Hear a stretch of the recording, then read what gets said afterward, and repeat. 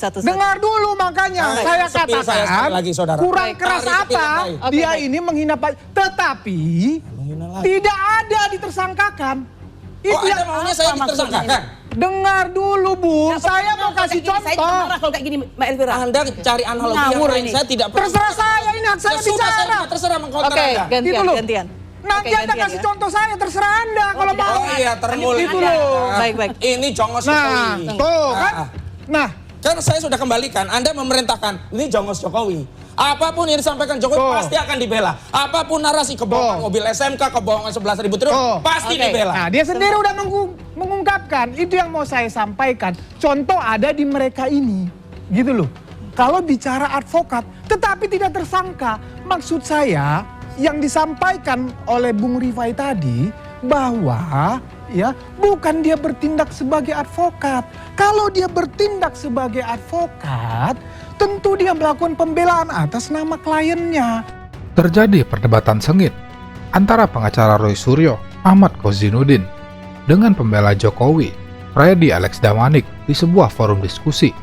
Perdebatan bermula ketika termul ngotot Freddy Alex menyerang Ahmad Kozinudin secara pribadi dengan mengatakan bahwa Ahmad Kozinudin saat melakukan tugasnya sebagai pengacara sering melakukan penghinaan terhadap Joko Widodo. Namun Ahmad Kozinudin langsung membantah semua tuduhan dan meminta sang termul untuk membuktikan ucapannya. Kurang keras apa Bung Ahmad ini menghina Pak Jokowi? Demikian juga advokat yang lain. Di mana menghinanya? Ya. Saudara, di mana menghinanya? Dengar dulu. Kurang keras Tidak apa? boleh begitu di depan rekan sejawat kalau Anda memang seorang advokat. Iya, Itu tuduhan. dengar makanya saya mau Di jelasin. mana menghinanya? Saya mau jelasin, dengar dulu. Kurang keras apa? Pilihan kata Anda lah. Kurang Biar saya mau tanya. Iya, Di iya. mana menghinanya? Kurang keras apa beliau ini di dalam melakukan pembelaan? Saya ulangi, penghinaannya di mana? Anda kan sering mengatakan yang tadi aja sehina-hinanya, serendah-rendahnya. Oh, itu saya mengutip Ya Jokowi. makanya jelaskan dulu, saya dengar dulu saya menjelaskan. Enggak, saya menghina Jokowi di mana? Ya di narasi-narasi Anda. Narasi yang mana? Dengarkan dulu. Jangan Cak, sampaikan saja, saya mendengar, saya bukan tuli loh. Iya, Anda Yang itu mana? sering sekali. Saudara jangan menghina-hina saya. Sering di forum. sekali. Iya, nggak apa-apa. Sampaikan saja, yang Sering- mana? Banyak sekali Jangan video-video. bicara banyak. Saudara sebutkan. Banyak sekali Jangan banyak video-video kata, Anda yang menghina Pak Saudara, Jokowi. Yang mana? Sebutkan. Banyak sekali. Saya Saking tidak banyaknya. dilaporkan oleh saudara Jokowi. Harus subjektif. Makanya biar dengar dulu biar saya. Makanya saudara jangan Oke. menggunakan contoh saya. Satu-satu. Cari contoh yang lain. Satu-satu. Ditantang dengan tegas oleh Ahmad Kozinudin untuk membuktikan semua ucapannya, Freddy jadi panik serta gelagapan dan nampak terbata-bata saat dicecar dengan pertanyaan tegas dan tajam oleh Ahmad Kozinudin yang langsung membayar lunas semua tuduhan yang dilontarkan oleh pembela Jokowi ini dengan menyebut Freddy adalah jongos dari Jokowi karena selalu membela semua kebohongan yang dilakukan oleh sang mantan penguasa. Dengar dulu makanya saya sepil saya katakan sekali lagi, saudara. kurang Baik, keras tarik sepil apa yang lain. dia baik. ini menghina Pak, tetapi tidak ada ditersangkakan. Oh, Anda maunya saya ditersangkakan? Dengar dulu Bung, saya mau kasih Saya juga contoh. marah kalau kayak gini, Mbak Elvira. Anda cari analogi yang Ngawur lain, ini. saya tidak Terserah saya, ini hak saya Ya sudah, bicara. terserah mengkonter Oke, Anda. Gitu loh. gantian. Nanti Oke, Anda gantian kasih ya. contoh saya, terserah Anda kalau mau. Oh iya, termulut. Gitu loh. Baik. Ini Jongos Nah, Jokowi. tuh kan. Nah, Kan saya sudah kembalikan, Anda memerintahkan, ini Jongos Jokowi. Apapun yang disampaikan Jokowi pasti akan dibela. Apapun narasi kebohongan mobil SMK, kebohongan 11.000 triliun, pasti Oke. dibela. nah dia sendiri udah mengungkapkan. Itu yang mau saya sampaikan. Contoh ada di mereka ini. Gitu loh. Kalau bicara advokat, tetapi tidak tersangka. Maksud saya, yang disampaikan oleh Bung Rifai tadi, bahwa ya bukan dia bertindak sebagai advokat. Kalau dia bertindak sebagai advokat, tentu dia melakukan pembelaan atas nama kliennya. Dalam momen ini, Freddy terlihat ingin membuat framing seolah-olah Joko Widodo adalah orang yang bijaksana dan hukum di negeri ini tidak dikendalikan oleh seseorang karena Ahmad Kozinudin tidak dilaporkan atau menjadi tersangka atas penghinaan yang sering dia lontarkan kepada Jokowi. Padahal kenyataannya tidak seperti itu. Jokowi sering mendiamkan para relawannya yang melaporkan orang lain karena mencoba membongkar kebusukan dirinya seolah-olah tidak melaporkan, namun juga tidak menghentikan saat para relawan melaporkan rakyat yang kritis terhadap dirinya. advokat-advokat ini bertindak atas nama pribadi dia di situ, ya, melakukan hujatan-hujatan, melakukan tuduhan-tuduhan itu, Nggak ada hujatan, tidak ada melakukan tuduhan. aksi-aksi Ya. itu, melakukan Narasi fitnah-fitnah yang itu. perbaiki. Ya, apakah itu atas nama pribadi? Kalau nggak punya narasi Oke. jangan bicara. Ya, atau memang Modalnya nggak atas ada. Ya? nama kliennya, gitu loh. Semua itu kan terpampang di publik, semua bisa melihat, gitu loh. Dan kamu melihatnya dengan salah. Oke. Terserah Anda mau mengatakan terserah saya Anda. melihat Jangan salah, hati-hati dengan perkataan tetapi Anda, ya. ini penyidik kewenangan. Ini dikembalikan ke pasal fitnah pencemaran nama baik. Ada tidak tuduhan di situ? Artinya apa? Dari Sebenarnya 8 kalau kita ini, pencemaran pun saya 8 tidak ini apa-apa, tapi kemungkinan diselundupkan pasal-pasal untuk bisa menahan Oke. 32 dan 35. Kemudian untuk Bu Kurnia ini diselipkan pasal Oke. 160. Padahal di putusan MK, ya, putusan nomor 7 Romawi 7 PU Romawi 7 2009 harusnya ada akibat yang sifatnya dari hasutan tadi. Namun tetap saja, Termul gagap ini terus ngotot dan tidak tahu malu, membela dengan membabi buta, dan menjilati sang bos peternakan. Di mata kaum Termul, Jokowi itu sempurna, tidak pernah salah, dan akan selalu benar, meskipun fakta dan jejak digital berkata lain. Mbak Elvira, justru disitulah, ya. Ini tadi kan, ini apa tadi? bisa ditampilkan lagi ya Bukan, pasal-pasalnya. saya mau mengatakan ini justru tahapan baru, kesempatan bagi semua pihak, termasuk tersangka di sini, membuktikan semua narasi-narasi pembelaan-pembelaannya. Ya, apakah benar seperti yang disampaikan Bu Ahmad tadi? Tidak ada penghasutan di situ. Ayo, tampilkan kemampuan hukum terbaik, gitu loh. Semua tidak mungkin penyidik macam-macam di sini, tidak mungkin pengadilan di sini. Ya, Saudara kan bermacam-macam. pelapor. Itu kan delik Gitu loh. material. Akibatnya apa dari penghasutan itu? Bung Delik Ahmad, material. akibat Apa ada orang ya ke Jokowi ditampar-tampar gara-gara penghasutan itu? loh, setidaknya di publik, Bukan setidaknya. tadi Anda sudah mengatakan di komen-komen saja, ayo. Itu komen pro kontra itu biasa. Nah makanya, setidaknya itu saja. Oke. Material bukan Baik. sosmed. Loh, Maksud saya apa ada yang ini dunia digital, Bu. Ada yang Jokowi bejol gara-gara hasutan. Loh, itu kan anggapan Anda harus Harusnya dibuktikan. harus Jokowi benjol. Mana? Loh, hukumnya tidak Nah, seperti itulah itu. Saya lihat Polri Makanya, hari ini, Tunggu, di Bang tengah Freddy. Ada reformasi Polri, saya justru ya kecewa. Institusi Polri yang selama ini legasi di 10 tahun Jokowi adalah kriminalisasi. Kenapa di era Pak Prabowo legasi kriminalisasi itu kok sepertinya dipertahankan? Dengan cara apa? Setiap orang yang berbeda narasinya langsung dianggap itu sebagai pencemaran fitnah. Kalau dulu lebih ngeri lagi dianggap melakukan Baik. apa?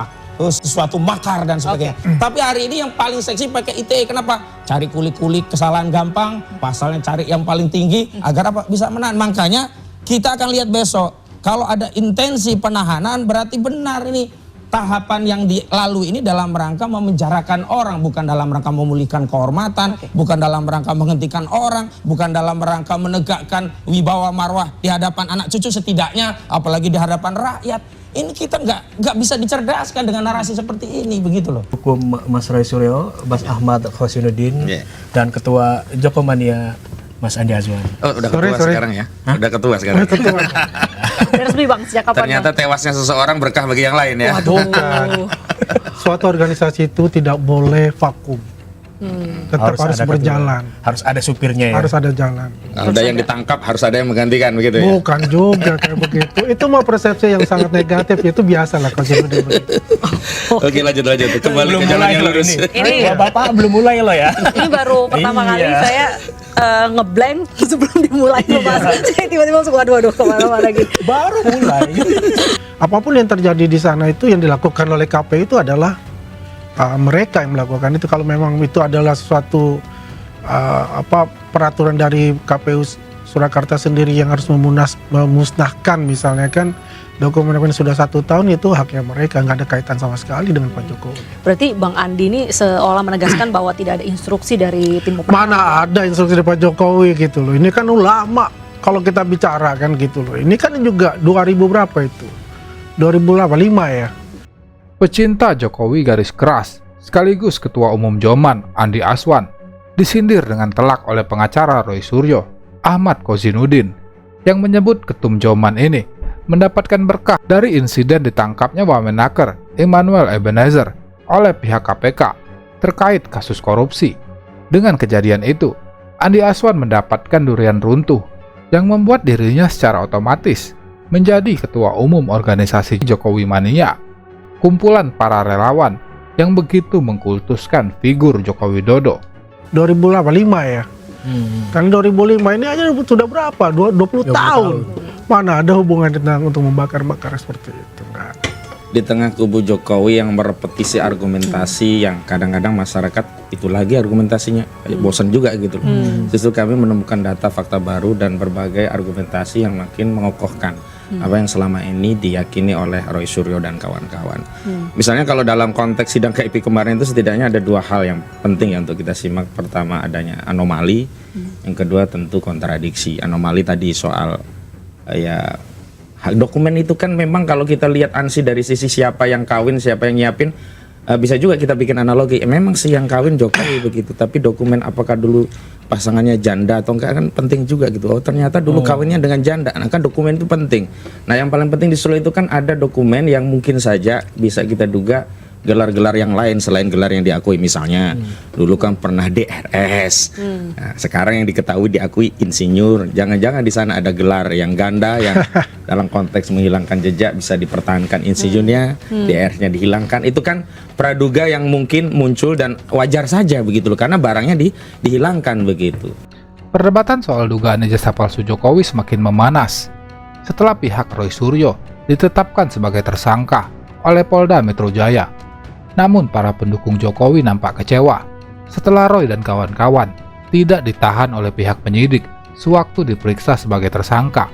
Pengacara Roy Suryo juga meminta semua pihak untuk menghormati proses hukum yang sedang berjalan dan melanjutkan proses pembuktian di pengadilan.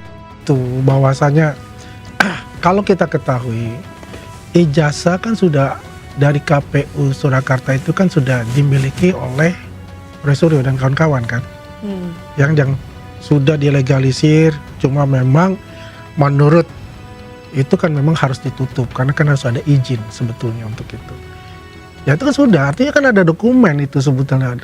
Ya kalau pengertian mau dibakar atau apa saya juga kurang tahu seperti apa. Tapi yang jelas apa yang dilakukan Pak Jokowi ini sesuai dengan peraturan yang ada gitu loh.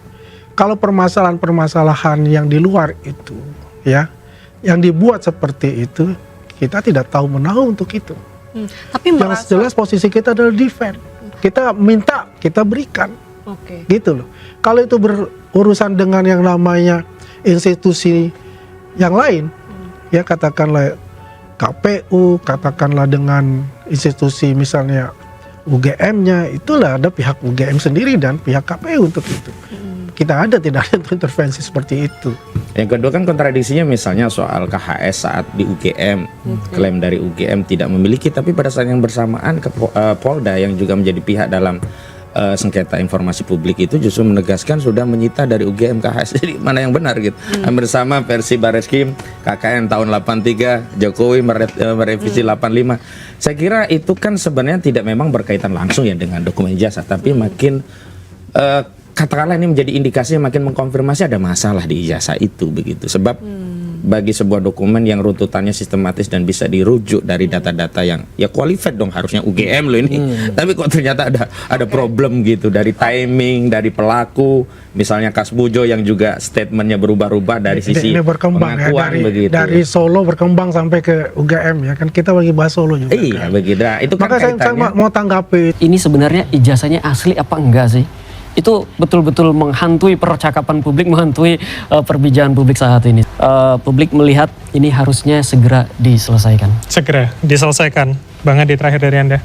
Terakhir dari saya adalah segera periksa yang 5, berikan kesempatan oleh equalnya kepada seperti di klaster kedua, ya.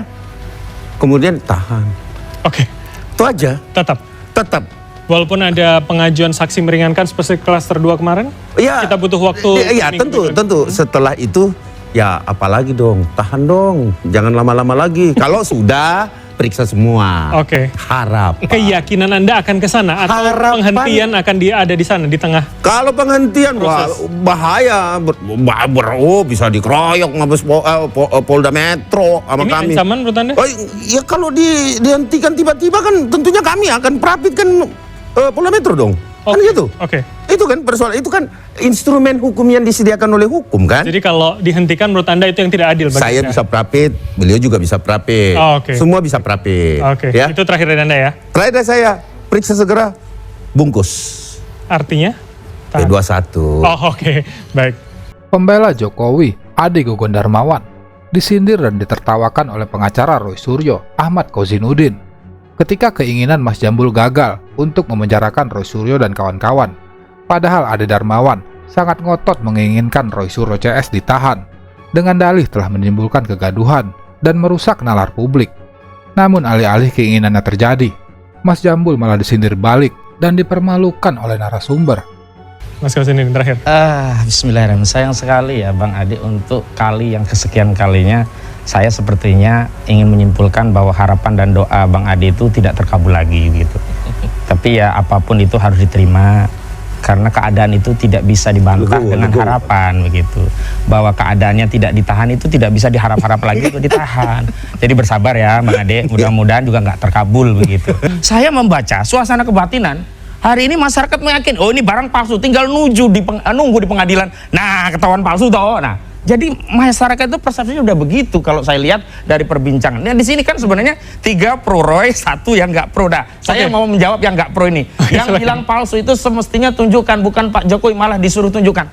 Klien kami sudah menunjukkan buktinya, analisisnya, bahkan dibuat buku. Kalau menunjukkan ijazah hasilnya ya nggak bisa, karena klien kami yang nggak pegang. Justru untuk membantah buku Stompo itu cukup dengan selembar ijazah asli. Nih loh, Jokowi white paper itu nggak benar, ini loh ijazahku selembar. Nah itu tidak Jadi menurut Anda ketika tidak ditunjukkan itu artinya tidak membantah, artinya tidak hasil membantah kajian. analisa yang semestinya analisa buku itu, kalaupun tidak menunjukkan buku, juga analisa buku yang lain yang juga untuk mengkonter apa yang sudah ditulis oleh Rismond Roy di dalam bukunya. Oke.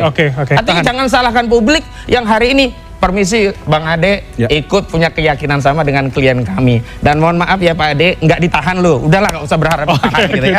Itu bahasannya. Jadi gini, tahan dulu. Saya harus kasih kesempatan ke. Selain dikacangi oleh pengacara Roy Suryo, Ade Gogon juga diberikan fakta tentang media sosial oleh narasumber yang memberikan data hasil survei yang mengatakan bahwa kebanyakan masyarakat percaya dengan hasil penelitian Roy Suryo dan meyakini bahwa ijazah Jokowi palsu. Tentu saja hasil survei yang tidak menyenangkan itu langsung dibantah oleh Termul Jambul dengan menggunakan jurus mabuk andalannya.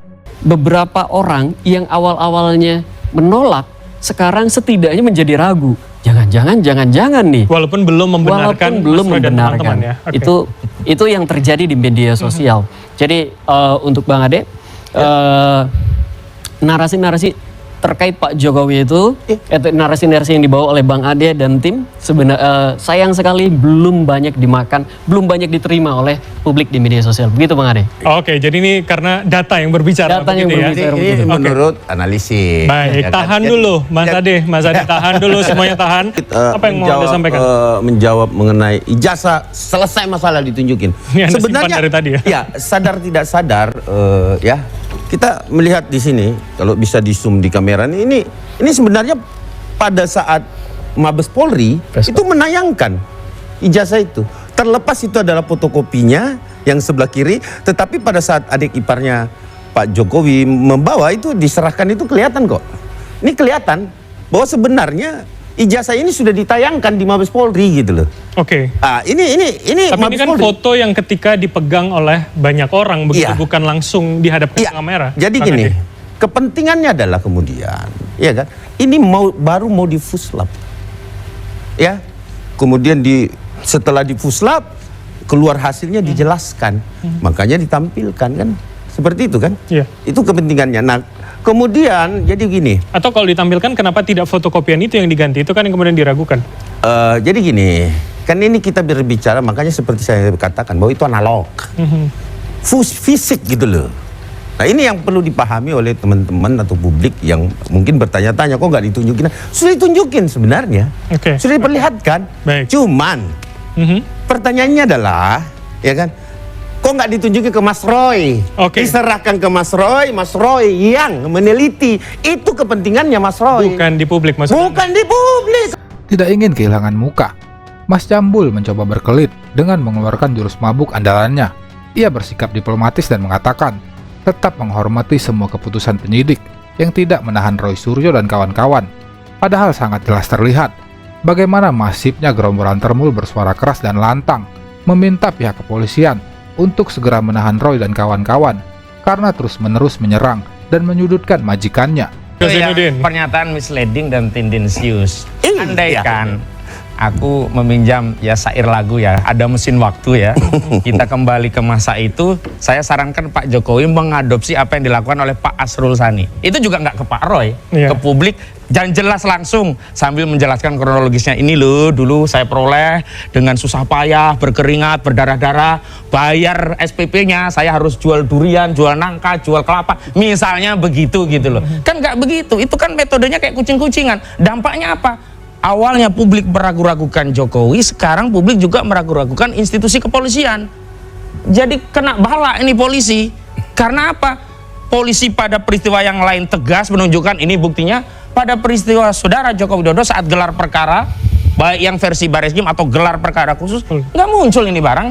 Jadi persoalannya adalah transparansi itu tidak ditunjukkan. Dan kalau ini kan asumsi ya, bahkan menjadi keyakinan orang kalau tidak transparan biasanya ada sesuatu yang disembunyikan. Nah, sesuatu yang disembunyikan kalau tidak ingin diketahui itu biasanya aib.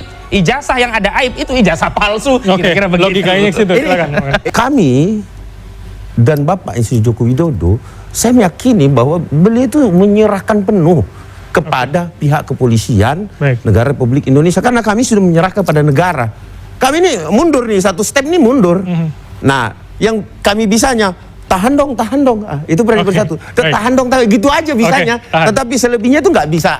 Ya itu tergantung penyidik. Oke, kalau begitu saya sekarang minta tahan dulu. Saya ke Mas Kosinudin. Jadi artinya apa tanggapan Anda? Artinya masih panjang, tidak mungkin sekarang begitu. Oh, kalau panjang kami suka gitu. Karena semakin panjang waktu, semakin banyak waktu untuk menjelaskan kepada publik tentang posisi kasus ini. Dan dalam perkembangannya kami mendapatkan data fakta yang baru yang makin menguatkan apa yang diyakini klien kami. Sementara kubu Jokowi itu kan sebenarnya narasinya merepetisi ya. Misalkan analogi uang palsu itu mungkin ribuan, ratusan jutaan kali lah saya dengar, kira-kira begitu. Karena saya mau tanggapi dulu soal maaf-memaafkan tadi. Sebenarnya kalau statement itu keluar dari banyak pihak atau orang lain selain Joko Widodo, masih kita pertimbangkan apakah ada kebenaran dari statement itu. Tapi kalau keluar dari Joko Widodo, terbiasa dia bohong gitu loh. Jadi apa statementnya, apa tindakannya tidak pernah konsisten gitu loh. Contoh ya, kalau kita bicara tentang maaf-memaafkan, apa relevansinya kita bicara maaf-memaafkan? Toh nggak ada mediasi. Sejak awal kan nggak ada mediasi. Lu apa yang mau dimaafkan? Lagi pula saya melihat ini hanya upaya untuk playing victim saja. Seolah-olah dia sudah ditetapkan sebagai pihak yang benar, sehingga orang yang menuduh dirinya harus minta maaf dan dia akan mempertimbangkan memaafkan sepanjang urusan personal, tapi urusan hukum jalan terus. Pertanyaan kita urut dulu. Sebelum orang itu memaafkan, memang ada yang minta maaf? Memang ada yang minta maaf kepada Joko Widodo dalam kasus? Ya memang ada. Selama ini memang ada yang minta maaf. Yang kedua, kalau orang meminta maaf, memang ada yang sudah diputus bersalah. Jokowi kembali memainkan strategi dalam dugaan kasus ijazah palsu yang menimpa dirinya. Kali ini ia mengatakan akan memaafkan 5 orang tersangka dari total 8 orang. Namun pengacara Roy Suryo Ahmad Kozinudin langsung membungkam semua narasi Jokowi dengan mengatakan bahwa Jokowi sedang melakukan playing victim karena sudah merasa dirinya adalah korban dan berada di pihak yang benar. Namun faktanya, semua narasi itu nol besar karena belum ada putusan ingkrah yang berkekuatan hukum tetap dari pengadilan. Bagaimana orang akan mengajukan permintaan maaf? Keinsafan itu harus ada latar belakang memang dia bersalah. Sementara ini belum ada yang putus bersalah. Justru Roy Suryo menyatakan kalau bicara minta maaf harusnya saudara Joko Widodo yang minta maaf. Setidaknya sampai hari ini dia sudah membuat seluruh rakyat Indonesia gaduh sampai bertahun-tahun tidak pernah menunjukkan ijazahnya. Contoh, dia tidak akan menunjukkan ijazahnya. Dan kami insaf memang nggak mungkin kalau itu muncul dari saudara Joko Widodo. Kami bisa mengakses ijazah melihat itu kan setelah kami ngotot mengajukan gelar perkara khusus, dan dalam proses gelar perkara khusus kan kubu Jokowi masih tetap kekeh mempertahankan ini tidak boleh. Tapi alhamdulillah saat itu ada yang menengahi dari ombudsman, mereka menyampaikan bahwa ini paling tidak untuk mengkonfirmasi apakah benar bukti itu ada dan sudah disita, karena sebelumnya juga simpang siur.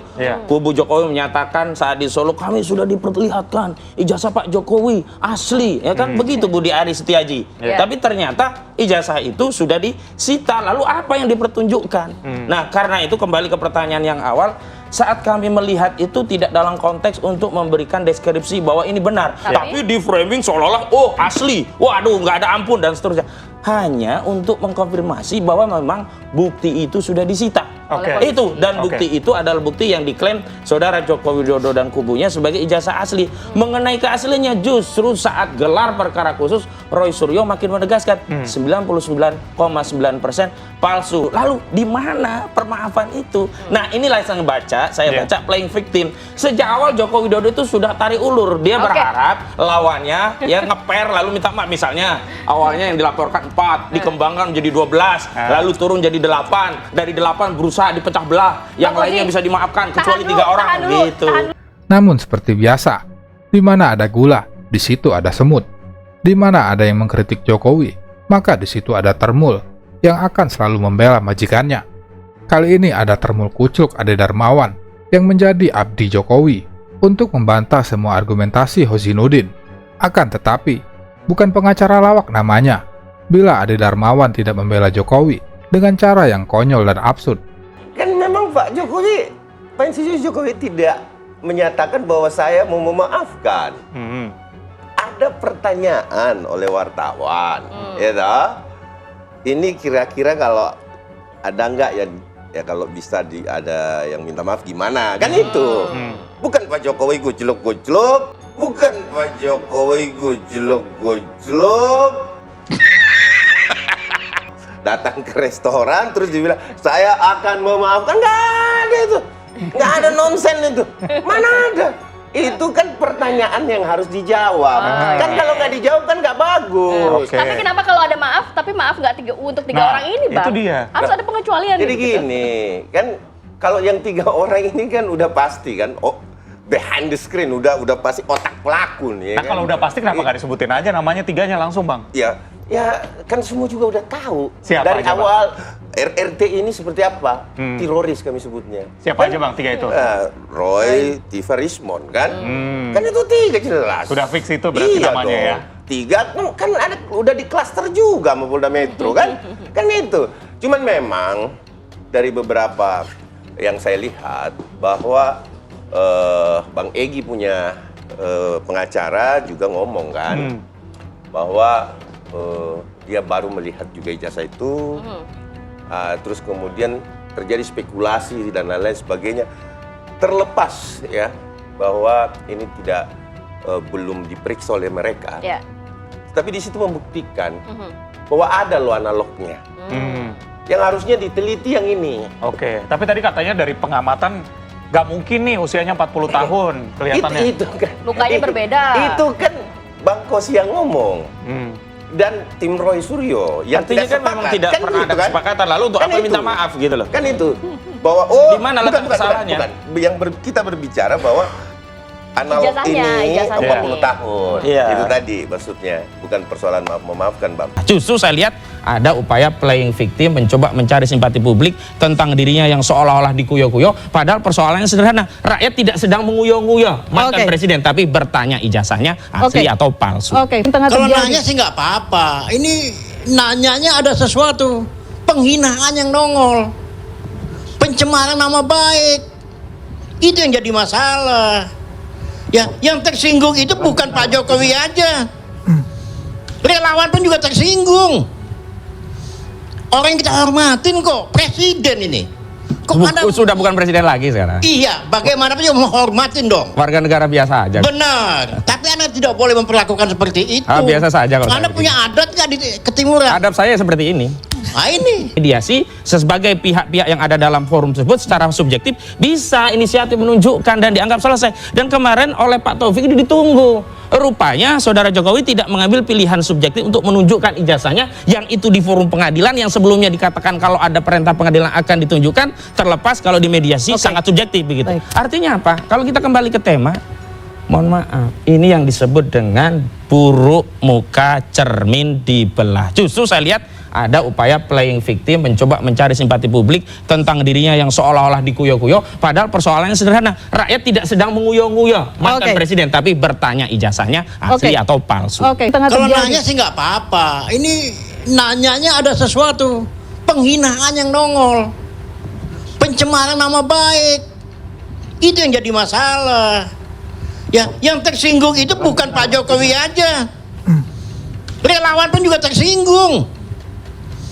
Orang yang kita hormatin kok, presiden ini. Kok Anda sudah bukan presiden lagi sekarang? Iya, bagaimanapun juga menghormatin dong. Warga negara biasa aja. Benar, tapi Anda tidak boleh memperlakukan seperti itu. Biasa saja kalau Anda saya punya adat nggak di ketimuran? Adab saya seperti ini. Nah ini Dan itu subjektivitas saya mengambil adab seperti apa. Nggak jelas. Anda tidak perlu mengajari saya Mereka ini nggak beradab. jelas, ini virus ini. Anda Ini pun virus dalam forum ini. Ini virus ini dia. Anda virus juga. Nggak selesai urusannya. Anda yang memperpanjang masalah ini. Makanya pengadilan itu harus cepat. Saya minta Pak Polisi dipercepat, jangan dilambat-lambatin. Saya minta polisi Rakyat dipercepat baris Indonesia krim. menunggu. Ya, kembalikan nama baik Pak Jokowi. Ini pencemaran nama baik. Ya, catat itu. Saya juga catat Anda juga. Virus, udah itu aja. Anda virus lebih parah.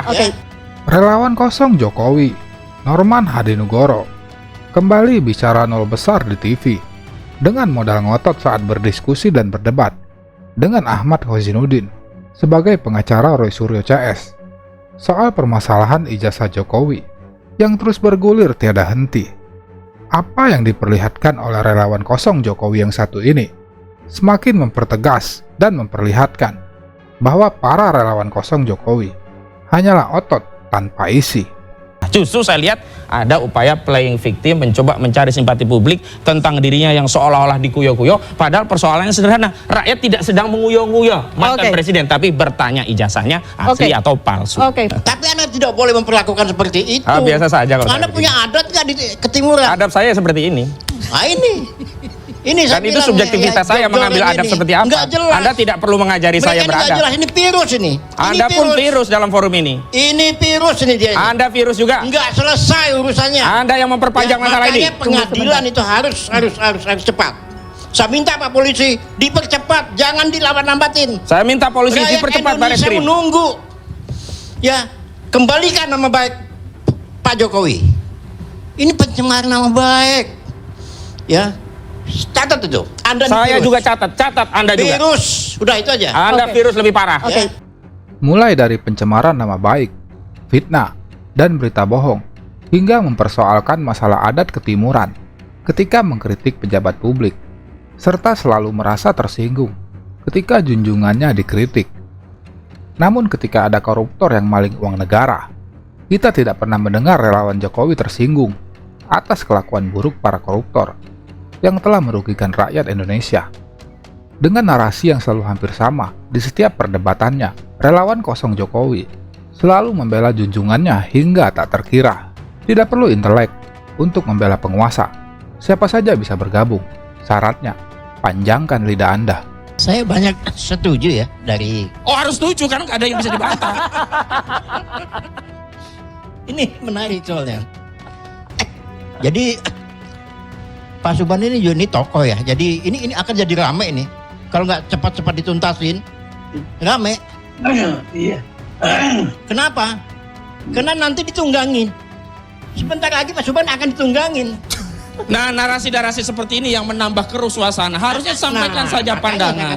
Tidak pernah saya menuduh ada yang menunggangi, tetapi konstruksi hukumnya seperti apa, normanya seperti apa, kemudian simpulan terhadap fakta, apakah memenuhi unsur dalam norma sehingga pendapat itu sesuai dengan norma yang dilanggar. Begitu cara berpikir. Jangan kemudian mengalihkan ada ditunggangi, ada orang besar. Saudara ini sudah mirip-mirip Jokowi ya, suka menuduh. Lama-lama saudara juga saya saya somasi begitu. Relawan kolot sekaligus pembela Jokowi, Norman Hadinugoro, dibuat kicep oleh Ahmad Kozinuddin, diulek sampai benyek dalam perdebatan. Awalnya Norman menyatakan akan ada yang menunggangi laporan Subhan Palal kepada Wapres Gibran. Namun Ahmad Kozinuddin langsung mematahkan argumen dangkal itu dan meminta Norman untuk belajar berpikir, jangan hanya asal menuduh.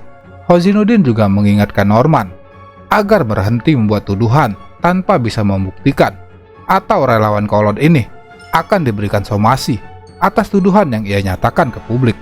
Pak Subhan ini tokoh ya, jadi ini akan jadi rame ini. Kalau nggak cepat-cepat dituntasin, rame. Iya. Kenapa?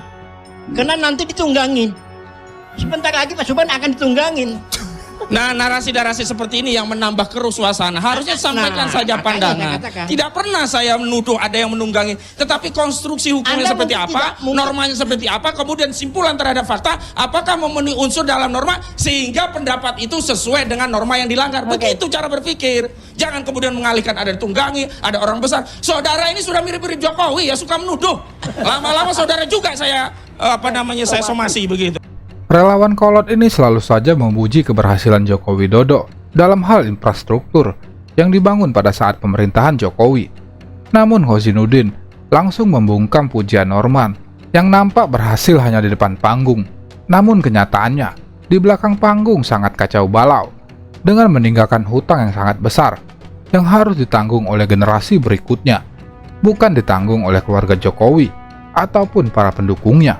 Sekarang politik untuk rakyat dulu lah. Apa sih yang sudah diberikan saudara Gibran kepada rakyat? Atau kalau bicara Jokowi, ada yang menyatakan, oh kita harus lihat infrastruktur dan seterusnya, jangan ngomongin ijazahnya. Oke, kalau kita bicara itu, berapa hutang yang ditinggalkan? Berapa legasi kerusakan lainnya? IKN akhirnya mangkrak. Bahasanya Basuki sih akan molor, tapi bahasa yang pas itu IKN mangkrak. Nah, ini legasinya Jokowi itu. Legasinya Jokowi ini.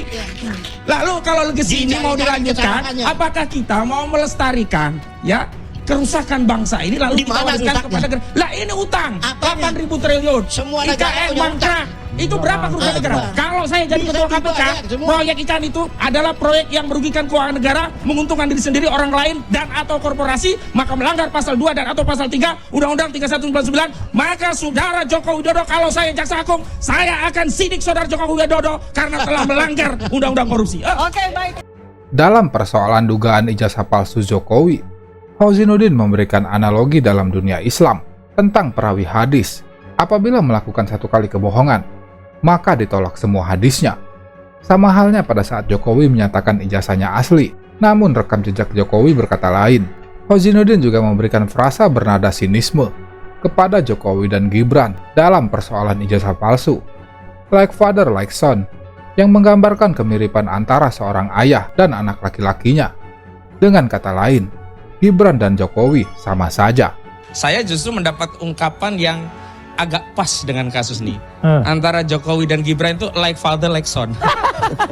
Jadi dua-duanya juga bermasalah soal ijazah, soal kelengkapan syarat untuk menjadi pemimpin. Sayangnya ini pemimpin tertinggi di Republik ini. Kalau saudara Joko Widodo itu ketua RT, Gibran itu wakil ketua RW, mungkin nggak dipersoalkan karena dampaknya hanya kepada RT RW. Kalaupun ada masalah paling RT RW saja. Tapi ini kan soal seluruh rakyat Indonesia 285 juta. Itu yang pertama. Yang kedua, kita tidak saja sedang berbicara tentang kebenaran otoritas. Kita bicara kebenaran norma, kebenaran fakta, baru kita bicara tentang otoritas, siapa yang menyampaikan kebenaran. Sepanjang otoritas itu tidak bermasalah, saya pikir kita tidak mempersoalkan materi apapun yang disampaikan oleh otoritas. Bahkan di dalam kaidah ilmu hadis, sebelum kita bicara matan, redaksi hadis, yang pertama itu otoritas yang meriwayatkan, rawi namanya. Sekali saja perawi itu dusta, ditolak semua hadisnya. Nah sekarang kita bicara tentang ijazah yang disampaikan asli dari seorang yang terbukti banyak bohongnya. Dalam hal ini saudara Joko Widodo. Artinya menurut kalau kita Anda banyak bohongnya, otoritas kebenaran itu hanya kepada saudara Joko Widodo, bisa terjerumus seluruh Republik ini begitu loh. Yang terhormat lawyer kita nih, ya kalau Anda manggil Pak Jokowi saudara Jokowi, seolah-olah Pak Jokowi ada di depan Anda. Loh, daripada saya panggil Jokowi saudara Jokowi, silakan, itu hak Anda, hak Anda. Dan saya memanggil saudara Norman, itu biasa saja. Iya benar, saya mengerti. Saudara Elvira, tapi saudara Rifai, Anda sebagai saudara Jokowi, apa masalahnya? Sebagai apa harus saya panggil sinuwun engkang ngarso dalem Jokowi Dengar dulu. Enggak. Ya. Dalam perdebatan ini, Norman Hadinugoro nampak benar-benar seperti seorang maniak Jokowi yang tidak punya kamus pikiran apapun selain membela Jokowi dan tidak bisa menerima pendapat yang berbeda dengan dirinya dengan cara yang elegan. Saking tak berkelasnya relawan tua yang satu ini, meski sudah dipermalukan dengan kata-kata yang menohok, disebut relawan ngawur, tak punya pikiran, karena hanya berbicara sesuai yang diinstruksikan. Dan lucunya, karakter ya tidak kesatria atau pengecut ini tidak hanya dilakukan oleh saudara Jokowi dalam proses hukum, proses politik pun begitu. Dia sebut ada orang besar tapi tidak berani sebut nama. Tadi rekan dia juga Adi Darmawan sebut, oh saya sudah pakai ini baju kan dibawa biru, ke politik begitu. lagi. Tiba-tiba dia tidak mau sebut nama. Harusnya kan fokus dah. Kalau memang berani secara politik, sebut nama. Saya bilang kalau itu Aguan, sebut Aguan. Antoni Salim, sebut Antoni Salim. Kalau itu SBY, sebut SBY. Jangan pengecut. Ini yang membuat rakyat terbelah. Kenapa? Karena narasi pembelahan itu muncul dari saudara Joko Widodo. Bernarasi ada orang besar, kami menjadi merasa tertuduh. Apa tuduhan kepada kami? Seolah-olah kami ini berjuang hanya menjadi pion politik, menjalankan agenda politik orang besar. Jahat sekali tuduhan itu. Jangan pernah mengeluarkan tuduhan kalau tidak bisa membuktikan. Kalau tidak bisa membuktikan secara hukum, jangan mengalihkan tuduhan secara politik. Wajar Demokrat hari ini membuat statement resmi karena memang wibawa, marwah kehormatan Demokrat telah dicederai. Berarti Dan tidak jangan ada salahkan urusannya Demokrat. dengan pemakzulan Gibran beririsan Nah dengan itu kata Pilpres Demokrat dan terakhir. kami pun demikian. Jadi beginilah fokus. Nah kalau memang tadi persoalan sederhana, kenapa sih nggak tunjukkan saja ijazah itu secara sederhana? Karena ini tidak pernah ditunjukkan. Itu membuat masalah ini memang tidak sederhana. Nah menurut Anda yang kemudian menggiring ini ke politik adalah saudara Jokowi. Oke. Sampaikan nggak ke penyidik semua keberatan Anda itu? Kami belum punya kesempatan untuk menyampaikan langsung. Ya, tapi karena tidak ketemu kan? Bukan, dalam konteks ya pengumuman itu kan baru diumumkan kepada kami. Dan itu pun hanya tembusan. Tapi yang kami tafsirkan adalah kenyataan bahwa ada wawancara media kepada saudara Joko Widodo ketika ditanya siapa yang dilaporkan tidak menjawab, hanya melaporkan peristiwa. Itu yang kami curiga. Kalau ya itu deliknya delik umum, peristiwa yang dilaporkan misalkan ada pencurian. Pencurian siapa? Tolong Pak penyidik cari, kami tidak tahu. Gak apa-apa. Pembunuhan siapa? Kami juga tidak tahu, tolong cari gitu. Ini orangnya lari misalnya gitu. Ini kan pencemaran dan dia sudah tegang menyatakan saya merasa direndahkan rendah-rendahnya, saya merasa dihinakan seadanya, menuduh ijazah saya palsu. Ya sebut wonge kuwi sopo gitu. Ya, itu orang itu siapa? Limitatif. Dengan dasar itulah penyidik dan jaksa penuntut umum punya kewenangan menuntut. Kenapa? Delik aduan itu kewenangan menuntutnya bukan ada pada negara, tapi pada korban. Ketika korban melepaskan, hilang. Tetapi kalau korban tidak melepaskan sampai vonis seperti Sylvester Matutina, nggak bisa dengan dalih sudah berdamai Sylvester Matutina mau jalan-jalan terus. Terjadi perdebatan sengit antara pengacara Roy Suryo dan kawan-kawan Ahmad Khozinuddin dengan presenter Nusantara TV, Rasa Relawan Jokowi. Awalnya Ahmad Khozinuddin dicecar oleh presenter TV layaknya pendukung Jokowi yang selalu mempertanyakan setiap ucapan dari Ahmad Khozinuddin yang membuat acara nampak tidak berimbang. Namun tentu saja Ahmad Khozinuddin mampu melayani dan mengkonter balik dengan argumen tajam setiap pertanyaan presenter yang seperti menjadi humas dari relawan Jokowi.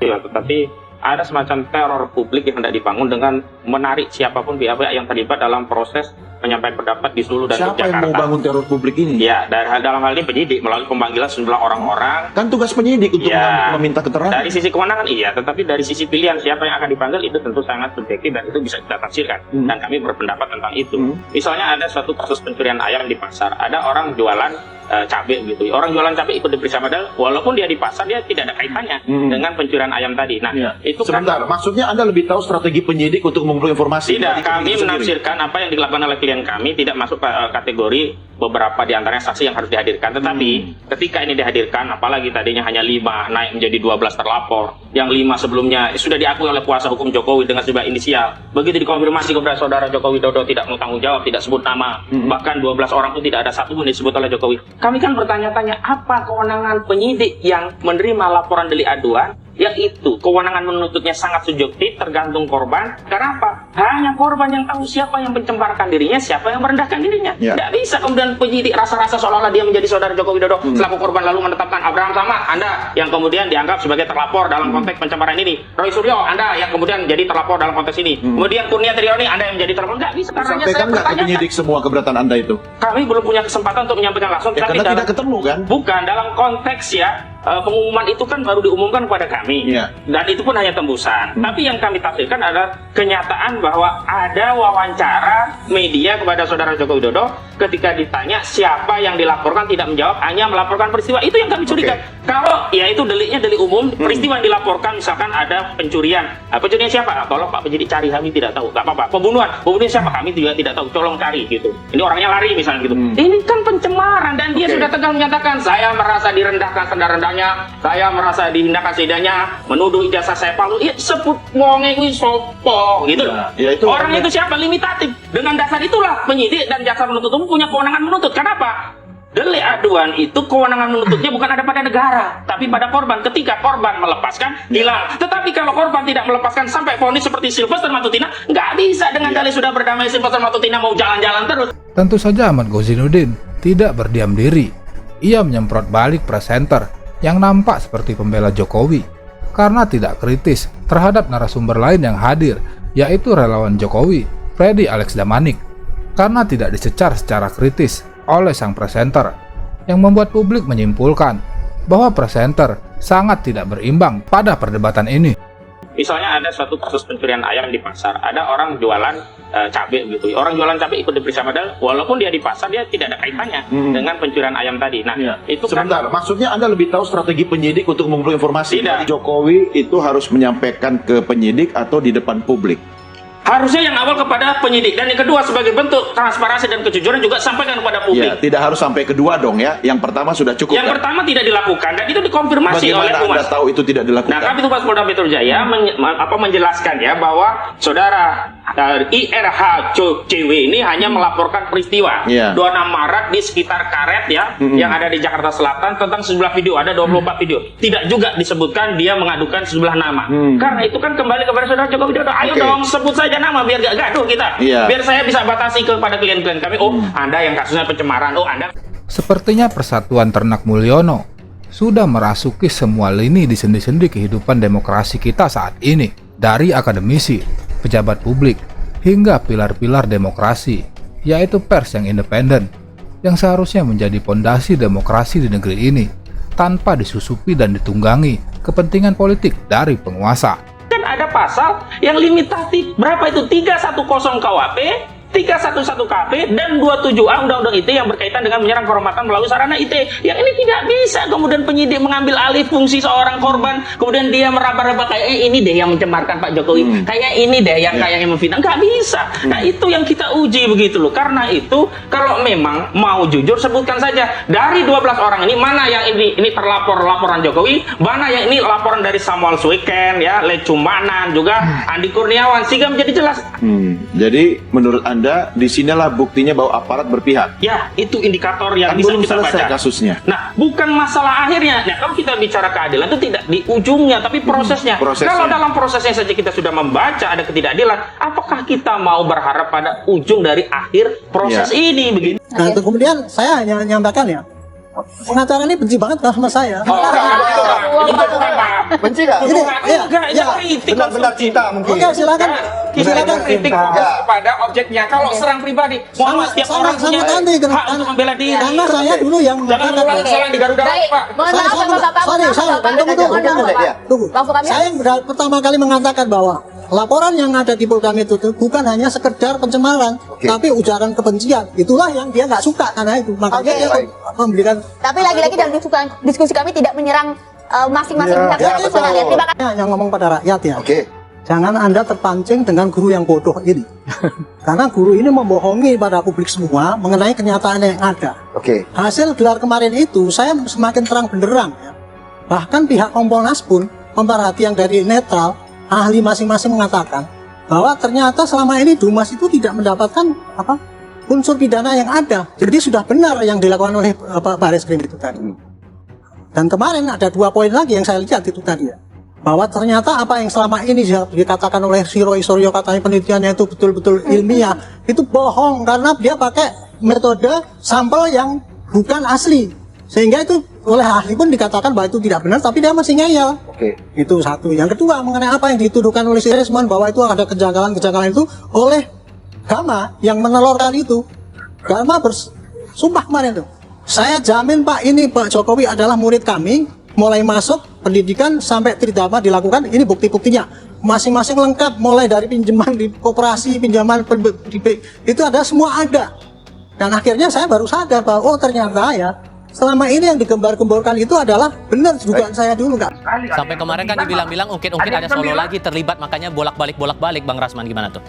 Oh tidak ada hubungan itu. Jadi jangan selantiasa menyudutkan Pak Jokowi. Pak Jokowi itu wait and see. Karena melihat dari gerakan Roy Suryo dan kawan-kawan, akhirnya Pak Jokowi menyatakan melalui ajudannya bahwa tidak lagi ada yang namanya restoratif justice. Ya, saya pikir apa yang disampaikan Rasman itu kan tidak bernilai ya, dusta belaka. Kenapa? Karena hadirnya Rasman itu bagian dari strategi pecah belah dan adu domba Jokowi yang akhirnya juga menghasilkan 2 orang yang kemudian berdamai dan itu dianggap sebagai prestasi dari Joko Widodo.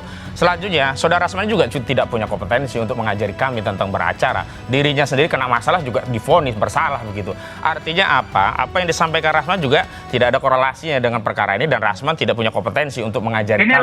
Bahkan Rasman sendiri di perkara ini juga tidak ada hubungan korelasi langsung, baik secara hukum apalagi secara politik begitu. Namun sekali lagi sebagai orang yang bisa jadi ya sudah mantep derek Jokowi atau taklid buta kepada Joko Widodo, maka sudah menjadi tugas seorang Rasman untuk membela, kendati pembelaannya itu seperti selai rambut yang belah 7 yang tidak akan bisa menghambat kebenaran yang hari ini sedang diperjuangkan oleh suara rakyat begitu.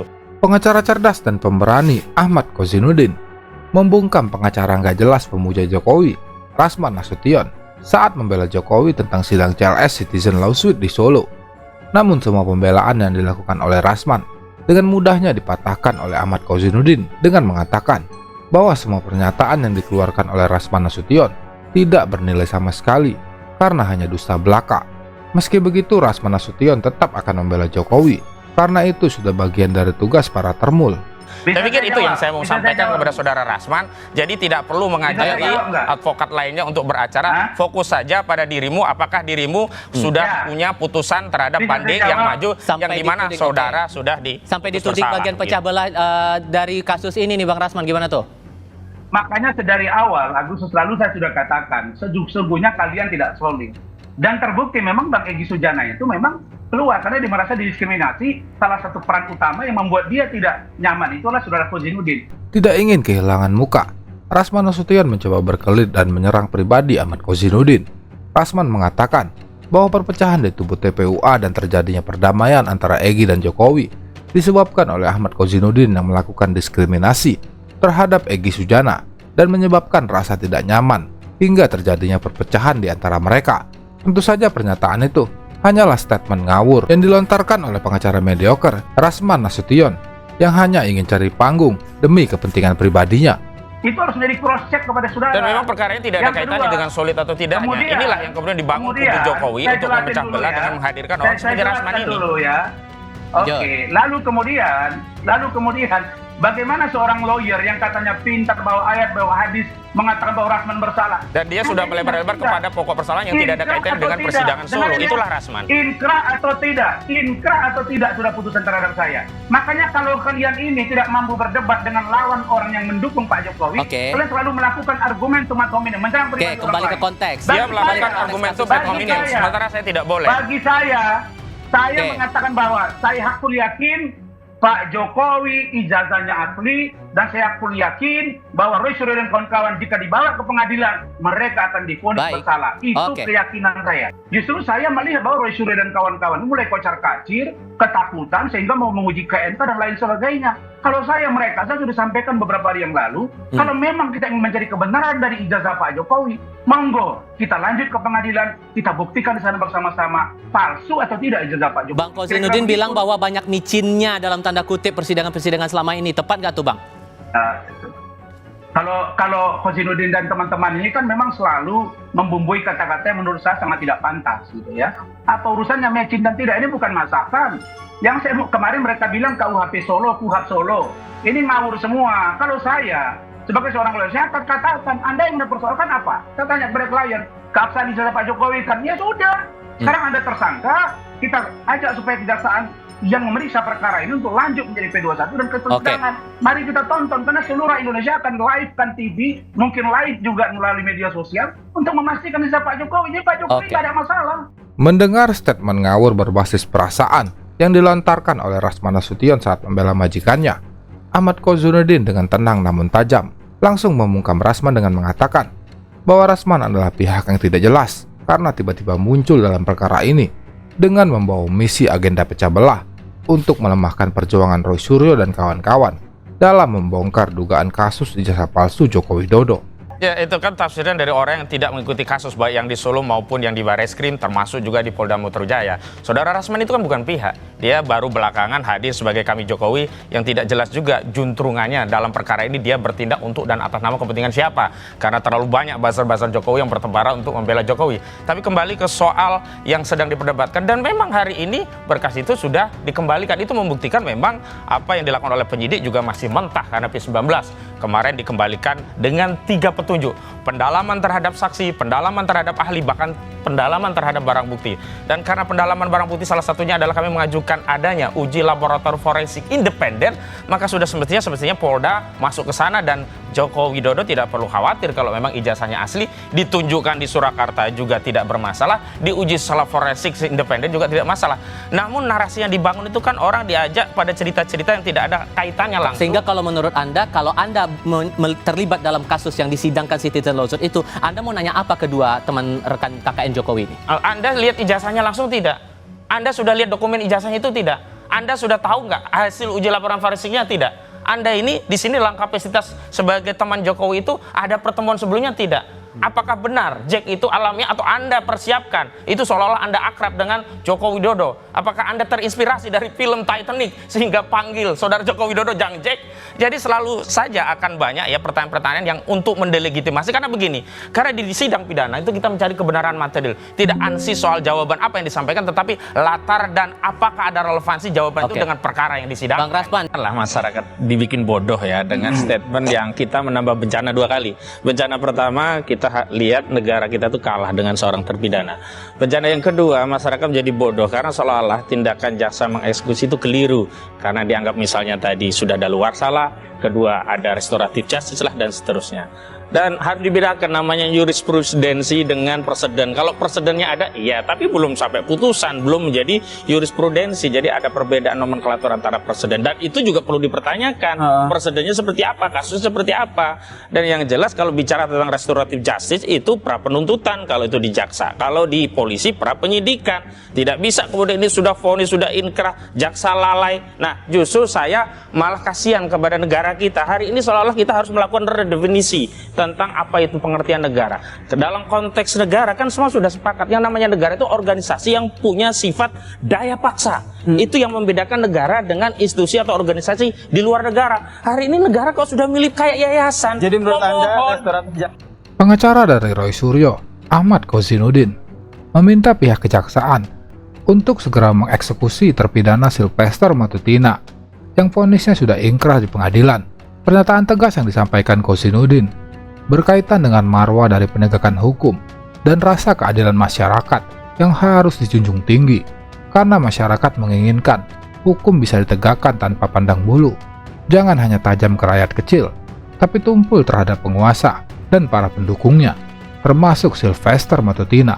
tidak ada manfaatnya kok membiarkan Sylvester itu terus berkeliaran, berbahaya karena dia sudah terbukti inkrah melakukan fitnah terhadap mantan Wakil Presiden Republik Indonesia. Yang kedua, tidak ada kepastian hukum kalau tidak segera dieksekusi. Bagaimana kita rakyat mau mencari keadilan jika pada akhirnya putusan itu tidak bisa dieksekusi? Yang terakhir, persoalannya adalah di mana sih kita akan berdiri di Republik ini? Ini kan soalnya kan sederhana, eksekusi selesai. Tapi tadi saya tegaskan, kenapa ini menjadi susah? Ini adalah orang besar. Kenapa? Narasi jadikan ini hal yang kecil. Pada saat yang bersama, kalau kita bicara kasusnya hanya fitnah, Saudara Joko Widodo merasa difitnah, dia juga bikin laporan. Jadi menurut siapa orang besar, Bung? Orang besarnya Saudara Joko Widodo. Saya beberapa kali. Jokowi udah nggak punya kekuatan, ya, bukan penguasa hari ini kan? Tapi itu dia terbantahkan. Dia mantan penguasa, dia punya akses kepada kekuasaan. Orang dulu jadi pejabat dengan tanda tangan dia juga bagian dari Dewan Pembina Solidaritas Solmed ya, punya Sylvester Matutina. Jadi dua hal ini sulit untuk dipisahkan. Bahwa di balik Sylvester Matutina ada Joko Widodo. Kalau tidak ada Joko Widodo, maka semestinya ini perkara sederhana cepat dieksekusi. Kozynudin juga menambahkan bahwa Sylvester dan gerombolan Termul mencoba berlaku culas karena ingin mengakali hukum agar bisa lolos dari jerat vonis yang sudah ingkrah. mulai dari meminta amnesti hingga berdalih dari putusan yang sudah daluarsa. Semua hal yang dilakukan oleh Sylvester hanyalah ingin menghindar dari jerat hukum, namun semua itu hanyalah akal-akalan Sylvester yang selalu bertindak demi kepentingan pribadi dan juga golongannya. Berarti Jokowi kuat banget ya? Jokowi terlalu kuat. Persoalannya bukan masalah kuatnya, tetapi Jokowi merusak hukum sampai orang yang harusnya bisa dieksekusi pun menjadi tidak bisa dieksekusi. Jadi menurut Anda Bang Kozin, jadi menurut Anda Bang Kozin, Sylvesternya yang terlalu kuat atau jaksanya yang lama dan juga ragu-ragu untuk mengeksekusi ini? Ya, jaksa pun menurut saya terlalu lemah. Kenapa sampai dia memelas? Tolong dong kuasa hukum dibantu. Ya mana ada kuasa hukum pasti membela kliennya. Dia akan melindungi kliennya. Tapi soalnya kan jaksa punya alat. Di antaranya kan punya jaksa agung muda di bidang intelijen. Kenapa Reda Matofani tidak bekerja? Kasih info. Jangan dia malah datangnya ke PIK 2, kasih acara di acaranya CSR-nya Agung Sedayu Group. Ini tugas dia, harusnya mencari informasi tentang terdakwa ini, segera dieksekusi, bukan sibuk urusan yang bukan tupoksinya. Mungkin ini yang memang menjadi pertimbangan. Pertama, ada keputusan peraturan Kejaksaan nomor 15 2020. Ini terkait soal RJ, Restoratif Justice, yang bisa jadi karena sudah ada pertemuan yang selalu disampaikan baik oleh Sylvester maupun penasihat hukum bahwa ada pertemuan dengan Pak JK sendiri ya. Di kantor Pak JK ada pertemuan permohonan maaf dan itu diselesaikan, ada saksi-saksi orang-orang dari NTT maupun tokoh-tokoh yang hadir ketika itu ya. Ada 3 orang ya. Ada Pak Mekeng, anggota DPR RI dari NTT, ada Pak Sofian Wanandi yang merupakan sahabat Pak JK juga, dan ada satu lagi tokoh buruh siapa si dari NTT ini yang agak gempal, teman juga. Nah, itu yang menjadi saksi. Nah, menurut Sylvester kami sudah bertemu dan bermaaf-maafan. Nah, RJ ini adalah sebuah proses untuk menghilangkan proses hukum setelah ada permohonan maaf, ada penerimaan maaf, dan itu bagian dari membangun rekonsiliasi antara korban maupun dengan yang ditersangka. Kontroversi yang mewarnai kasus Sylvester Matutina kembali menjadi sorotan netizen tanah air setelah pendukung Jokowi dan pembela Sylvester mencoba berkelit dengan menyatakan bahwa vonis yang menimpa Sylvester sudah daluarsa. Namun klaim sepihak yang disampaikan pembela Sylvester langsung dibantah oleh narasumber yang menganggap apa yang disampaikan pembela Sylvester bisa menyesatkan masyarakat. Matofani itu juga punya kekeliruan karena dia selaku Inter tidak segera memberikan informasi kepada jaksa eksekutor agar segera menangkap Sylvester. Kalau kata Bro Ahmad tadi bahwa ada orang besar, itu bagi saya itu pelecehan kepada institusi negara. Seolah-olah hukum bisa dikendalikan oleh seseorang di Republik ini, itu pelecehan.